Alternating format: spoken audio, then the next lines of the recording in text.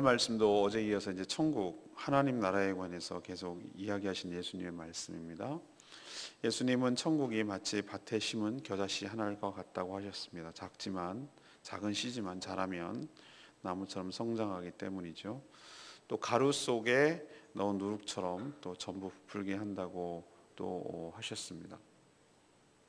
예수님 비유를 설명하면서 그 비유로 말씀하신 이유가 창세부터 감춰진 것들을 드러내려는 의도라고 말씀하셨습니다. 또 예수님은 제자들에게 비유의 의미를 설명해 주셨죠. 그리고 마지막 때에 가라지를 먼저 심판하신다고 하셨어요. 가라지를 심판하시고 그다음에 의인은 해와 같이 빛나게 될 것이다, 이렇게 말씀하신 내용이 오늘 말씀이 되겠습니다. 첫 번째로 우리에게 주시는 말씀은 이겁니다. 31절에서 33절까지 말씀인데, 하나님 나라, 천국은 바로 내적으로 외적으로 엄청나게 성장할 것임을 우리에게 가르쳐주고 있습니다. 예수님은 오늘 두 가지를 들어서 성장, 확장성에 대해서, 천국의 확장성에 대해서 비유를 하시는데, 먼저 겨자씨입니다. 겨자씨는 씨앗 중에서 가장 작은 것이지만 밭에 심어 성장하면은 이것은 풀임에도 불구하고 성장해서 나무처럼 새들이 와서 깃들 정도가 된다, 이렇게 말씀하시는 내용이죠. 저도 실제로 겨자씨를 본 적이 있습니다. 봤는데 크기가 어떤가, 깨알의 한 4분의 1 정도 되는 아주 작은 시죠. 그것이 나중에 우리가 먹는 겨자가 되는지는 잘 모르겠습니다만, 그게 학자들 말로는 1.5m 정도 큰다고 말하니까 상당히 커지는 것이죠. 우리도 보면은 해바라기도 1년생 풀이잖아요. 내년 해마다 또 자라는 나무가 아니잖아요. 그런데도 그 씨에서 자라면은 나무처럼 해바라기가 커지는 걸 볼 수 있죠. 이것은 무엇을 말합니까? 이제 확장해 간다는 것. 아주 작게 시작하지만 크게 확장해 나간다는 것. 새들이 깃들인다, 이 정도는 새가 와서 앉아도 튼튼할 정도로 이렇게 나무처럼 성장한다. 그것을 예수님이 말씀하시는 것이죠. 두 번째 끌어다 쓰는 비유는 누룩입니다. 누룩. 여기서는 누룩이 긍정적인 의미로 쓰입니다. 그러니까 이 신천지, 제가 말씀드리자면 신천지들은 누룩이 누룩 즉 뭐라고 이들은 해석을 해요. 천만의 말씀이에요. 이게 얼마나 위험한 해석인지 알 수가 있어요. 여긴 누룩은 어떻죠? 굉장히 긍정적인 의미로 쓰이는 것이에요. 그러니까 누룩을 여인이 가루 서말이면 어마어마하게 많은 양 아닙니까? 서말 속에 이제 넣어둡니다. 넣어두면은 가루 그 전체를 다 부풀게 발효시킨다는 뜻이죠. 요즘은 그렇게 안 합니다만, 요즘 사서 먹으면 되잖아요, 그죠? 빵이나 뭐 떡이나 이런 것들을 사서 먹으면 되는데, 또 뭐 메줄 같은 것을 또 뭐 술 담그는 거 이런 걸 하지 않잖아요. 다 그냥 사서 먹으면 되는데, 옛날에는 누룩으로 해서 활용했단 말이죠. 누룩의 특징은 뭐냐면은, 요즘 누룩 대신에 이스트 같은 걸 씁니다만은, 옛날에 저희도 기억이 나요. 아랫목에다가 넣고 이렇게 부풀게 해서 발효를 시켜가지고 이게 해서 만들어서 먹었던 기억이 나는데, 이 누룩의 의미는 무엇입니까? 이것도 역시 변화하는 것을 전부 다 바꾼다는 의미가 있죠. 그래서 이 두 가지의 은유는 이거예요. 겨자씨는 무엇을 말하는가? 천국의 외적인 성장, 보이는 외적인 성장을 설명할 때 예수님이 쓰신 거고, 이 누룩은 천국의 내적인 변화를 바꾼다는 것이죠. 바꾼다는 의미로 쓸 때 바로 이 누룩이라는 걸 사용했습니다. 예수님 오신 이후에 천국이 시작되었죠. 천국이 가까웠느니라, 이렇게 얘기하셨죠. 그래서 그 천국이 이미 시작됐다라는 것을 보여주기 위해서 세례 요한의 제자들이 물었을 때 뭐라고 대답했습니까? 귀신이 쫓겨나고 질병이 고쳐지고 죽은 자가 살아나고 이런 일이 있을 거라고 얘기를 하셨어요. 그리고 본격적으로 수학의 계절이 시작된 것이 바로 예수님 부활 승천하시고 나서, 이제 우리도 조만간에 다가옵니다만, 성령 강림을 통해서 교회가 생겨지고 첫 열매로, 그러고 나서 폭발력 있게 성장하기 시작하는 거예요. 사도 베드로가 정말 성령으로 충만하여 담대하게 복음을 전할 때 하루에 3,000명씩 세례를 받고 구원을 받는 역사가 일어날 정도로 폭발적인 성장을 하게 했어요. 외적인 성장이 어마어마합니다. 사도 바울을 통해서 이방인들까지 저쪽으로 흡수를 하게 해서 1차, 2차, 3차 전도 여행을 통해 가지고 그때 세계 중심이라고 할 수 있는 바로 뭐죠? 지중해권에 있는 모든 거의 대부분의 나라들이 복음을 접할 수 있는 놀라운 역사가 일어났죠. 이게 뭐죠? 외적인 성장입니다. 외적인 성장. 그리고 내적인 성장이 어떻습니까? 순교를 각오할 정도로 그 이방인이었던 사람들이 다신교적인 사고방식으로 그 당시 팽배했고 그리스와 로마 신화에 따라서 그렇게 다신교적인 사상을 갖고 있던 사람들이 여호와 하나님 예수 그리스도를 통한 구원이라는 이거 하나 갖고 자기 목숨을 내놓을 만큼 자기의 모든 재산을 아낌없이 다 내어놓을 만큼 사람의 질적인 변화가 일어났어요. 이거는 어떻게 설명할 길이 없어요. 성령으로 사람이 거듭나지 않으면 이런 일이 일어나지 않는데 이게 바로 시작됐다는 거예요. 이미 언제? 예수님 오시기부터 시작할 때. 생각해 보세요. 예수님 오실 때 기껏해야 12제자, 많아야 70인 제자 그 정도로 시작하면은 이 전 세계적으로 생각한다면은 그건 겨자씨만한 것이죠. 아주 작게 시작한 거예요. 그러나 점점 오늘 예수님 말씀하신 대로 엄청나게 외형적으로도 내적으로도 외적으로도 성장하는 것이 하나님의 나라다라는 것을 보여주는 것이죠. 하나님의 나라는 지상에 없지만 지상에 있지만 지상의 나라는 아니에요. 국경선이 없어요. 믿는 자들이 더 많아지고 그 믿는 자들이 통치를 하는 것을 통해서 하나님 나라가 확장되는 줄로 믿습니다. 우리나 국경을 나누죠. 그렇지만 그게 국경이 하나님 나라는 의미가 없어요. 이건 인간들이 나눈 땅이니까. 여기서도 믿는 사람이고 저기서도 믿는 사람이 있으면 그것은 결국은 다 하나님의 나라라고 할 수가 있는 것이죠. 이렇게 처음에는 미약해 보이지만 점점 갈수록 외적으로도 엄청나게 성장하고 내적으로도 특히 세상을 바꿔나가게 될 줄로 믿습니다. 하나님 나라를 믿음으로 봐야 될 줄로 믿습니다. 하나님 나라를 그렇게 봐야 되는 거예요. 쭈그러드는 것처럼 보이고 별 볼일 없는 것처럼 보이고 그렇지 않아요. 전 저희 교회도 이렇게 적용하고 있기를 원합니다. 미약하지만 하나님께서 반드시 크게 확장시키고 성장시켜서 이 땅을 변화시키는데 귀하게 쓰임받게 될 줄로 믿습니다. 두 번째는 34절에서 39절 말씀까지인데요. 예수님은 이 창세 전부터 감춰진 하나님의 계시를 지금 드러내 주시고 계세요. 예수님이 주로 비유로 말씀하셨다고 그랬죠. 비유가 아닌 것을 말씀하신 적이 없다. 뭐 이렇게까지 표현하고 있는데 예수님의 말씀은 왜 이렇게 비유로 말씀하시죠?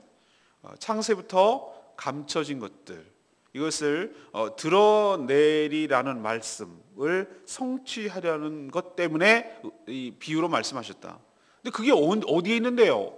바로 시편 78편 2절에 있어요. 78편 2절에 보면은 그 주님께서 창세전에 있는 여러 가지 계시를 그것을 드러내려는 의도가 있다라고 말씀을 하시는 것이죠. 여러분 감춰진 것, 하나님의 영역 이것을 보여주는 것을 뭐라고 합니까? 이걸 바로 계시라고 부르는 거예요. 계시를 받았다 이렇게 말할 때 여기가 이게 바로 계시. 예수님 그분 자체가 하나님의 확실한 계시죠. 그분이 이 땅에 오신 자체가 하나님을 보여주시는 뚜렷한 계시입니다. 자체가 그분이 오셨다는 우리 눈으로 인간으로 보여주신다는 것이 몸으로 오셔서 말씀하시는 그분이 바로 하나님이시거든요. 이것보다 더 확실한 계시가 어디 있어요 세상에. 그러나 계시는 하나님이 보여주시는 만큼만 알 수 있습니다. 예수님이 집에 들어가자 제자들이 그 비유에 대해서 설명해 달라고 요청을 했어요. 씨 뿌리는 비유를 말하는 것 같아요. 처음에 이제 천국을 얘기하면서 처음에 씨 뿌리는 비유부터 얘기했거든요. 근데 예수님은 이 씨 뿌리는 비유가 가는 의미를 이렇게 자세하게 제자들에게 설명해 줬어요. 좋은 씨는 뭔지 아니? 좋은 씨를 뿌리는 자는 바로 인자, 예수 나다라고 말하고 있어요. 밭은 세상이고 또 좋은 씨는 뭐죠? 천국 백성이고 가라지는 악한 자들이고 가라지를 뿌린 자는 원수 마귀고 추수 때는 세상 끝날 때를 말하는 거고 추수하는 일꾼은 천사들이고 이런 식으로 예수님이 정확하게 그 의미를 설명해 주셨어요. 우리가 여기서 주목해야 될 아주 중요한 사실이 하나 있어요. 예수님을 통해 보여주시고 설명해 주신 만큼만 알고 믿으면 됩니다. 여기서 벗어나는 것이 문제입니다. 이래서 이단이 생기는 거예요. 이단의 특징 똑같은 말씀이 주어졌는데도 불구하고 어떻습니까? 말씀을 자의적으로 해석하죠. 자기 멋대로. 그리고 더 나아가서 뭐라고 얘기합니까? 직통계시 얘기해요. 직통계시. 오직 하나님만이 자기의 것을 보여주실 수 있어요. 주님을 통해서 이 계시가 해석되어야 되고 주님을 통해서 이것이 보여져야 되는 거예요. 그런데 자기가 받았다는 거예요. 일종의 이슬람교도 최후의 선지자라고 할 수 있는 마호멧이 자기가 마지막 최종 선지자라고 말하잖아요. 자기가 계시 받았다 이거예요. 다 계시 받았다고 말하는 사람들 보세요. 다 이단이에요. 다 100% 이단이에요. 자기가 뭘 봤네, 뭘 들었네 이렇게 말하는 것이 얼마나 위험한지 여러분 깨달아야 됩니다. 그러나 그러면 안 주십니까 하나님? 나 같은 사람은 그 위험한 겁니까? 아니요. 우리는 하나님의 말씀을 통해서 말씀을 통해서 성령을 조명을 시켜서 이것을 깨달을 수 있도록 은혜를 주실 줄로 믿습니다. 그러니까 제대로 교육을 받고 제대로 된 목회자 밑에서 말씀을 잘 받아야 되는 거예요. 막 이상한 데서 하면은 큰일 나요. 혼란스러워요.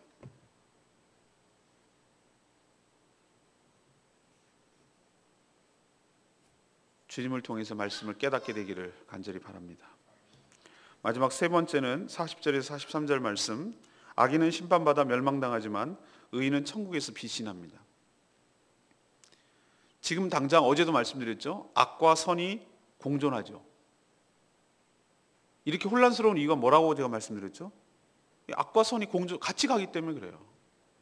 그러면은 계속 그럴 건가? 아니요. 영원히 이렇게 되지는 않을 거예요. 세상 끝날 추수한 일꾼인 천사들을 보내서 하나님은 먼저 솎아내는 것이 있어요. 악인들을 먼저 거두어냅니다.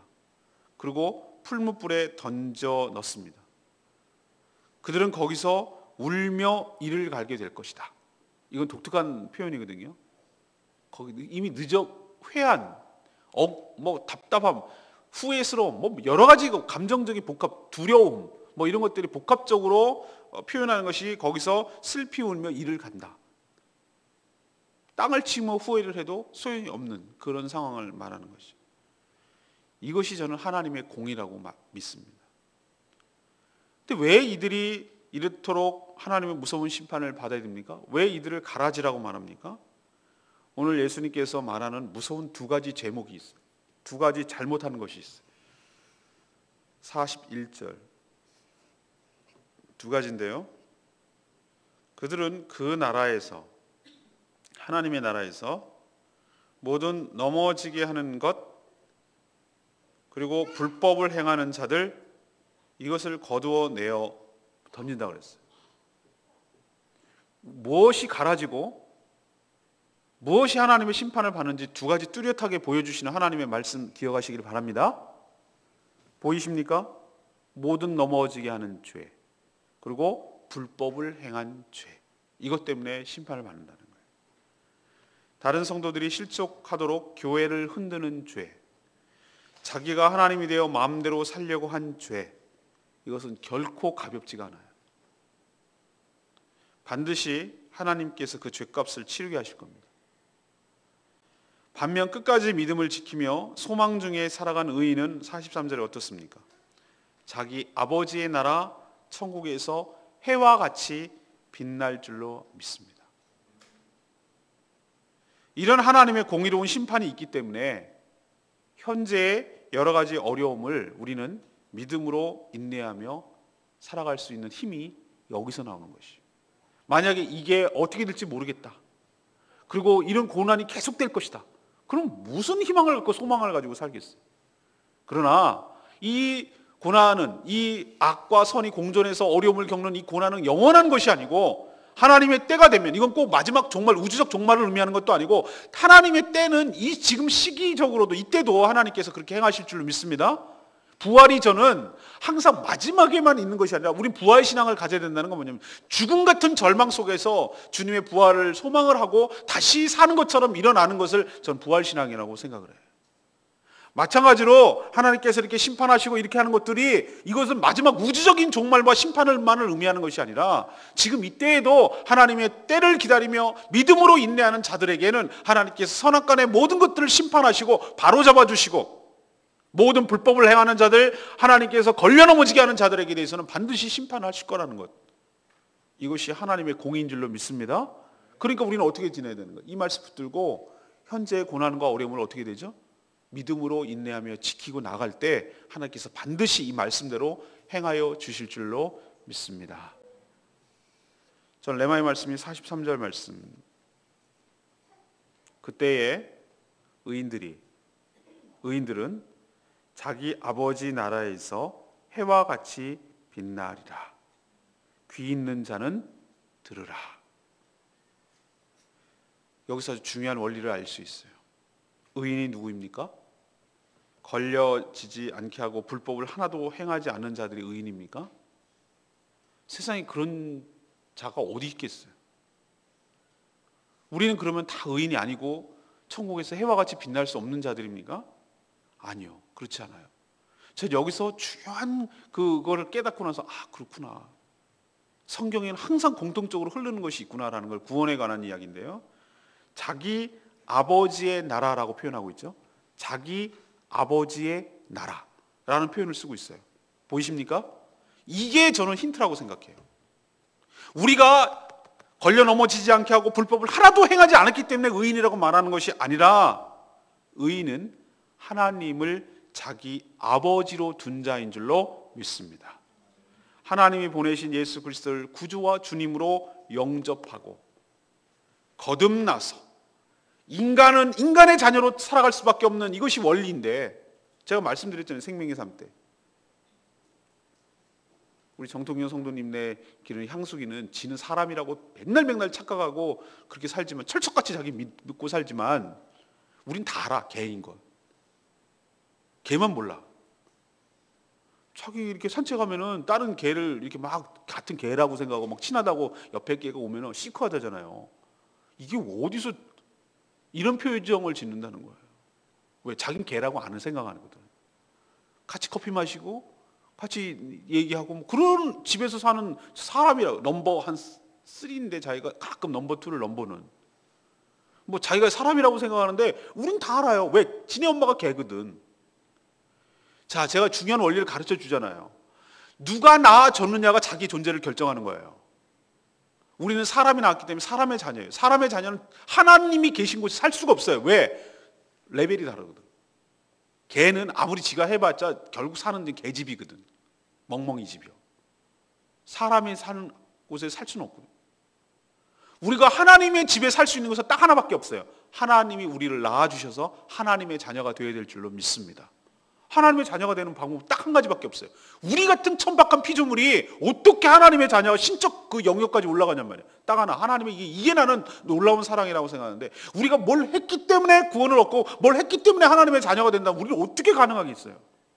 그러나 하나님께서 놀라운 특권을, 놀라운 권세를 주셨는데, 영접하는 자, 곧 그 이름을 믿는 자들에게는 하나님의 자녀가 되는 권세를 주셨으니, 이게 은혜예요. 이게 놀라운, 아주 뒤집어지는 놀라운 은혜예요. 이게 알고 보니까 전 이게 그냥 이렇게 슬쩍슬쩍 지나가서 읽었는데, 이게 생각할수록 얼마나 큰 은혜인지 몰라요. 우리가 어떻게 하나님의 자녀가 되냐 말이에요. 말도 안 되는 얘기지 이게. 인간이 어떻게 하나님의 자녀가 되냐고. 육정으로나 혈통으로나 사람의 뜻으로 되지 아니하고. 이것도 너무 감사해요. 우리가 율통으로나 혈통으로나 뭐 이런 걸로 됐으면 우리 안 될 사람들 여기 부지기수예요. 안 돼요. 우리는 더 안 돼. 이방인이잖아요. 우리가 뭘 했기 때문에 하나님의 자녀가 됩니까? 그게 아니고 아주 단순한 원리인데, 그러나 가장 단순하지 않은 원리인 영접하는 자, 예수 그리스도를 내 마음에 모셔드리는 자, 그 이름을 믿는 자들에게는 하나님의 자녀가 되는 권세를 주신 줄로 믿습니다. 우리가 걸려지지 넘어지지 않게 해서 가는 게 아니고, 우리가 불법을 행하지 않았기 때문에 가는 것이 아니고, 하나님을 자기 아버지로 두었기 때문에 가는 줄로 믿습니다. 인생의 모든 황혼이 끝나고 우리가 어둠이 찾아왔을 때 자기 집으로 돌아가야 된단 말이에요. 제가 땅 따먹기 얘기해드렸잖아요. 땅 따먹기. 옛날에 놀 때 여기 새카매질 정도로 땅 따먹겠다고. 인생이 그렇다고. 얼마나 땅을 많이 차지하냐. 인생은 눈이 혈안이 돼서 그렇게 살아요. 근데 해가 끔끔해지면 다 놓고 가야 돼. 이게 인생이에요. 놀 수가 없어. 더 놀라고 그래도. 인생이 깜깜해지는 날이 온다니까요. 그럼 어디로 갈 건데요? 갈 데가 없는 게 슬피 울며 이를 가는 고아입니다. 그러나 난 갈 집이 있어. 어느 집? 내 아버지의 집. 내가 그 집에 가는 이유는 내가 그 집에 돈을 벌어다 주고 내가 뭘 했기 때문에 가는 게 아니라 자녀이기 때문에 가는 줄로 믿습니다. 이게 얼마나 은혜예요. 그래서 여기서 해처럼 빛난다라고 말하는 것은 부모인 아버지 하나님이 누리는 모든 것들을 똑같이 자녀들이 다 누린다라는 것을 상징적으로 이렇게 표현하는 거예요. 해처럼 빛난다. 저도 어렸을 때 들어가서 시큰 놀고 와가지고 맨날 할 짓이 나고 말 안 듣고 공부도 안 하고 그냥 놀고 그냥 새까맣게 꼬작꼬작 해가지고 들어가면 빨리 씻으라고 그러고 물 떠다 주고 밥도 주고 이불도 주고 먹을 것도 주고 그러고 해주시는 게 뭘 잘해서 그렇습니까? 아버지 어머니가 누리는 모든 것들이 자녀들이 다 누리는 거예요. 우리 아들 이창희를 보면 알 수가 있어요. 다 누려요. 집 독채를 얻어서 자기가 다. 이 말을 새겨 듣고 우리가 하나님의 자녀가 되는 이 방법, 하나님 은혜에 늘 감사하시는 여러분 되시길 바랍니다.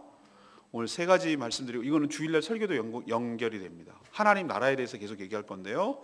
자, 하나님 나라는 어떻다고 그랬습니까? 겨자씨처럼 어떻게 되는 거죠? 외적으로 성장할 것이다. 누룩처럼 안에서 완전히 변화시킬 것이다. 우리 눈에는 지금 안 보여요. 교회가 더 위축되는 것 같고 그런 것 같지만 아니요, 저는 그렇게 생각하지 않는데요. 이제 진짜만 남는 세대가 올 거예요. 앞으로 우리는 외형적인 성장에만 너무 목숨을 걸었는데 그래갖고 기독교 인구가 전 인구의 20% 이제는 그런 거에 목숨 거는 것이 아니라 진짜만 믿을 거라고요. 저 그런 시대가 올 거라고 확신해요. 믿는 척하고 무슨 경남기업 성환유기처럼 장로가 돼가지고 아유 창피해 죽겠어 진짜. 점이나 보러 댕기고 말이야. 스님이 그것도 대신 돈 내주고 이게 뭔 창피해 이게. 그런 사람을 장로로 준 게 문제지. 그런 교회가 썩어서 감리교회 보니까 명예 장로. 나 진짜 다 하나님 다 목사들 탓이에요. 누구 탓을 하겠습니까? 다 잘못 하나님 앞에 회개해야지. 아주 개망신을 시켜놨어요. 그러니까 진짜만 남는 시대가 올 겁니다. 저는 그렇게 예언을 해요. 진짜 핍박이 오고 진짜 어려움이 오는데도 그래도 예수님을 믿겠느냐? 아무 이해관계가 없고 오히려 손해가 되고 오히려 어려움이 있는데 그래도 예수님 믿겠느냐? 여러분 어떻게 하시겠어요? 여러분 예수 믿겠습니까? 진짜예요. 환난과 핍박이 오고 그러잖아요. 씨 뿌리는 자 비유에서 환난과 핍박과 어려움이 오면은 다 떠나요. 자기 비유에 안 맞고 세상의 재물과 이것이 상충되는 순간에 재물을 택해요. 세상의 염려와 여러 가지 때 딱 그걸 택해요. 다 떨어져. 진짜만 남을 거예요. 진짜만. 그러나 중요한 사실이 있어요. 누룩처럼 사람을 진짜로 바꿀 사람들만 남아있을 거예요. 바뀐 사람들만 남아있을 거예요. 삶이 바뀌고 인격이 바뀌고 정말 다 바뀐 사람들만 마지막에까지 볼 거예요. 그리고 여러분 하나님의 계시를 함부로 해석하지 않기를 원합니다. 자의적으로 해석하는 거 굉장히 위험해요. 저도 말씀을 준비하다가 이건 내가 확신이 안 설 때는 주석책을 참고하고 다른 책을 참고합니다. 이거 내가 지금 제대로 해석을 하고 있나? 이건 내가 자의적으로 해석을 하는 것 아닐까? 이게 내 그냥 생각대로 하는 것 아닐까? 라고 파악을 해보고 확인을 하고 얘기를 해요. 근데 이상하게 막 해석하는 분들 여러분 조심하셔야 돼요. 예수님 말씀대로 해석해야 되는데 누룩 이퀄 뭐라고 얘기하는 사람들 그 신천지들 말이죠. 정말 조심해야 돼요. 오늘 보세요. 누룩은 정확하게 의미하면 긍정적인 의미잖아요. 사람을 바꾸고 하나님 나라에서 사람을 바꾼다는 의미로 긍정적으로 쓰였잖아요. 근데 또 다른 복음서에 보면 누룩은 안 좋은 쪽으로 부패하고 변화시킨다는 안 좋게 썩게 만든다는 의미로 쓰이기 때문에 다르단 말이에요. 이렇게 말씀을 잘 해석을 해야 되는데 자의적으로 해서는 위험하다고요. 특히 직통계시 하나님께 기도해봤더니 들었다. 이거 정말 조심해요. 마지막 세 번째는 뭡니까? 악인은 심판받아 멸망하지만 의인은 천국에서 빛날 줄로 믿습니다. 하나님께서 가만두지 않는다고요. 불법을 행하는 자들, 걸려 넘어지게 하는 자들, 그 죄값을 치르게 할 거라는 거예요. 이 슬피 울며 이를 갈미 있으리라. 그러나 하나님 아버지를 자기 부모로 둔 자는 천국에서 해와 같이 빛날 줄로 믿습니다. 오늘 이 말씀 붙들고 승리하시는 복된 하루 되시기를 바랍니다. 오늘 203장 찬양지 부르고 기도하겠습니다.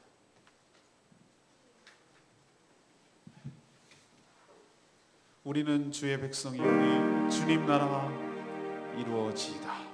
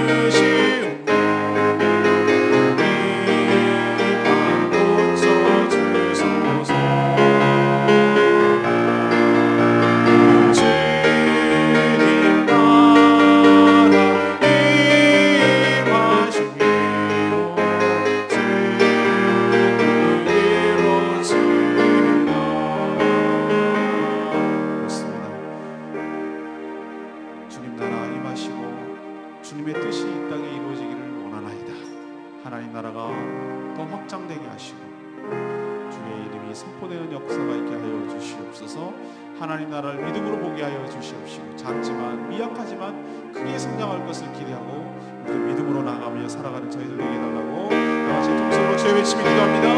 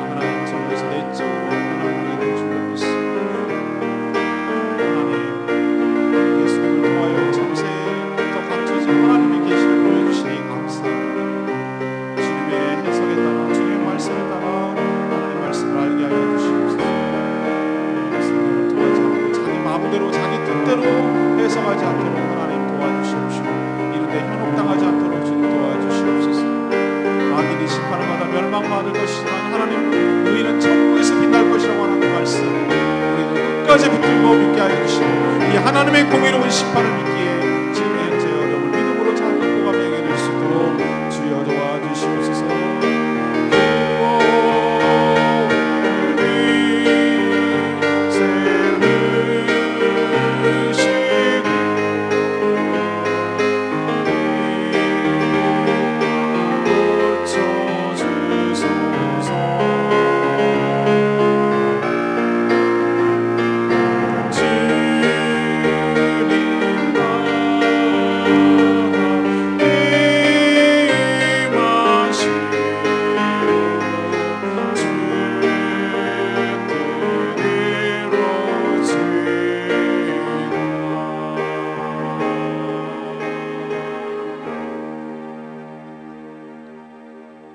하나님, 저희 눈에는 보이지 않지만 지금도 왕성하게 하나님 나라가 확장되어 가고 있을 줄로 믿습니다. 저희들을 통해 하나님의 통치가 이 땅에 임하게 하옵소서. 예수님의 말씀이 곧 하나님의 계시인 줄로 믿습니다. 말씀하신 만큼만, 보여주신 만큼만 알고 믿게 하여 주시옵소서. 주님의 주신 계시를 넘어가지 않게 하여 주시옵소서. 교회를 넘어지게 하는 죄, 불법을 행한 죄만큼은 짓지 않게 하여 주시옵소서. 가라지가 되어 심판받지 않게 하여 주시옵소서. 아버지의 나라, 아버지를 모신 나라, 하나님을 아버지로 모신 그 사람은 하나님 나라에서, 천국에서 해처럼 빛나게 될 줄로 믿습니다. 우리가 무엇을 잘해서 또 무엇을 하지 않아서 가는 것이 아니라 하나님 아버지를 아버지로 모시기 때문에, 거듭났기 때문에 가는 줄로 믿습니다. 그러기에 현재 여러 가지 어려움들을 믿음으로 인내하며 소망으로 승리하게 하여 주시옵소서. 주님께 모든 것 맡깁니다. 오늘도 어린 영혼들에게 복음을 전할 때 사단방에 틈타지 않게 하여 주십시오. 그 어린 심령들에게 말씀이 담기게 하여 주시옵소서. 그 어린 영혼들이 좋은 밭이 되어서 말씀의 발화가 일어나고 성장하는 역사가 있도록 축복하여 주시옵소서. 이를 위해서 수고하고 애쓰는 모든 분들 주님 축복하시고 기쁨으로 잘 감당케 하여 주시옵소서. 오늘 하루도 주님의 은혜 가운데 사는 복된 하루 되기를 원하옵고 예수 그리스도의 이름으로 기도합니다. 아멘.